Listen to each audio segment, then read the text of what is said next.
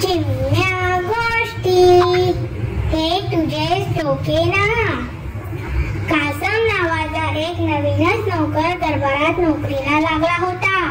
अकबरने कासमच्या बुद्धीची परीक्षा घेण्याचे ठरविले। एके दिवशी सकाळी झोपेतून उठल्याबरोबर अकबर कासमकडे बघून ओरडला, जल्दी बुलाव। जल्दी बुलाव म्हणजे ताबडतोब बोलावून आण एवढाच अर्थ कासमला समजला। परंतु कोणाला बोलवायचे आहे हा प्रश्न त्याला पडला।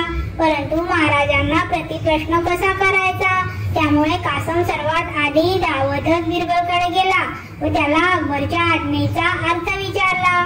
बिरबल म्हणाला, तुला महाराजांनी जल्दी बुलाव असा आदेश दिला तेव्हा महाराज काय करत होते? ते उभे होते की बसलेले होते? त्यांच्या हाताच्या काही हालचाली झाल्या का? कासम बिरबलला बोलला, जेव्हा महाराजांनी मला आज्ञा दिली तेव्हा ते झोपेतून उठून बसले होते व ते आपला हात वाढलेल्या दाढी मिशांवर फिरवत होते।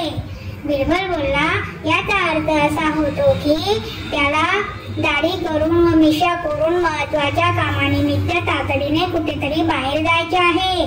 त्यामुळे तू केस कापणाऱ्याला त्यांच्याकडे घेऊन जा। कासम केस कापणाऱ्याला आपल्या बरोबर महाराजांकडे घेऊन गेला।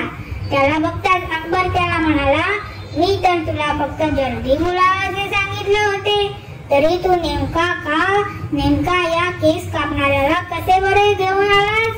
हे तुझेच डोके ना? कासम म्हणाला, महाराज खरे तर हे माझेच डोके आहे, परंतु त्यात अकलेचा पुरवठा बिरबलजींच्या मेंदूने केला आहे। बिरबलचे हे चातुर्य बघून बादशाह अकबर खुश झाला।